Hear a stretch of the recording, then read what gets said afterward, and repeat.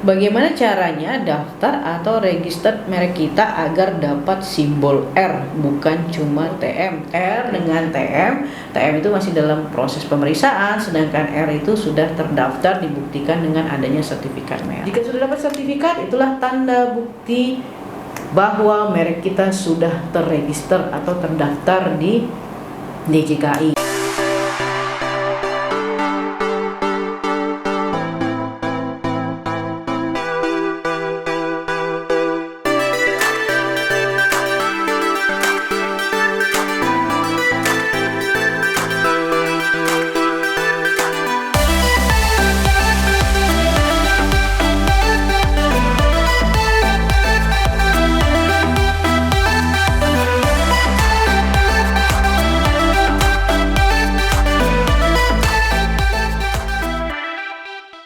Assalamualaikum warahmatullahi wabarakatuh. Salam Sobat Rangemark dimanapun Anda berada.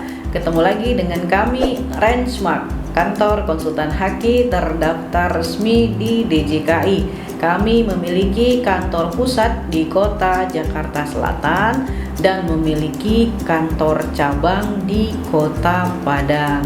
Baik, kali ini kita akan membahas pertanyaan yang masuk ke Rangemark Co.id dari Pais strip LF2CH.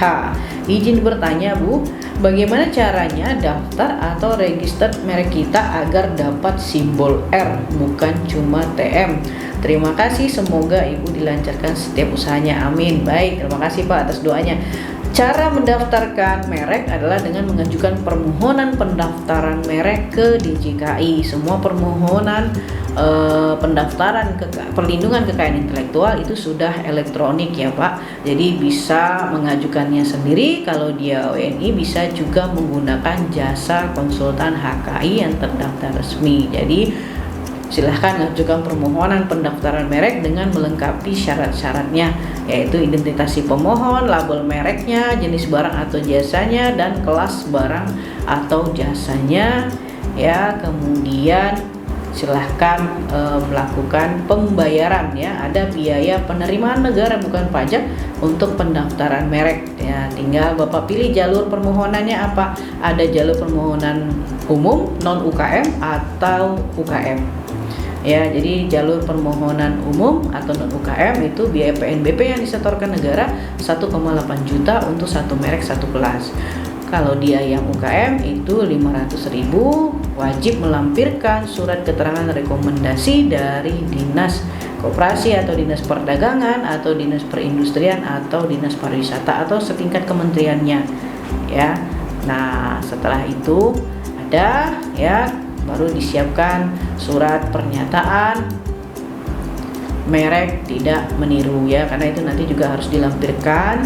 Nah, silahkan bikin akun mereknya di merek.dgip.go.id kalau daftar sendiri. Kalau menggunakan jasa konsultan nanti akan disiapkan semua persyaratannya oleh konsultan HKI-nya ya. Kemudian nanti diproses permohonannya. Nah, pada saat proses permohonan pendaftaran merek nanti Bapak dapat surat tanda bukti pendaftaran ya, atau semacam resi ya. Ada nomor permohonannya, tanggalnya, dan ada stempel dari DJKI. Nah, itu akan diproses oleh DJKI beberapa tahapan pemeriksaan sesuai dengan undang-undang merek ya Pak. Dari mulai tahap pemeriksaan formalitas 15 hari, tahap pengumuman 2 bulan, tahap pemeriksaan substantif selama 150 hari kerja, kemudian keputusan diberi atau ditolak. Kalau diberi, terbit sertifikat merek 2 bulan. Kalau ditolak, maka keluar surat pemberitahuan penolakan terlebih dahulu ya.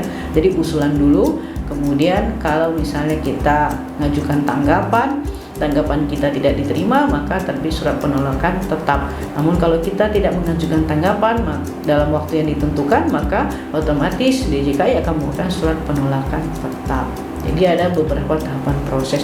Nah, kami pengalaman paling cepat di 7 bulan jika tidak ada usul tolak ya. Jadi langsung terbit sertifikatnya di 7 bulan paling cepat. Nah, jika sudah dapat sertifikat, itulah tanda bukti bahwa merek kita sudah terregister atau terdaftar di DJKI ya. Jadi nanti ada sertifikat merek yang dikirimkan secara elektronik. Di situ ada nomor sertifikatnya ya, ada label merek yang dilindungi apa sesuai dengan yang kita mohonkan. Kemudian ada jenis barang atau jasa sesuai dengan kita mohonkan, kelasnya gitu ya, dan perlindungan masa perlindungan dari merek yang kita mohonkan yaitu 10 tahun ya. Di situ akan dicantumkan dari kapan ke kapan 10 tahunnya. Nah, mulai starting perlindungan adalah sejak tanggal kita mengajukan permohonan atau tanggal penerimaan 10 tahun ke depan. Nah, apabila kita masih menggunakannya, kita bisa melakukan perpanjangan yang dikenakan biaya perpanjangan PNBP, perpanjangan perlindungan jangka waktu perlindungan merek. Demikian. Nah, itu adalah tanda merek kita sudah terregister, yaitu sertifikat merek ya.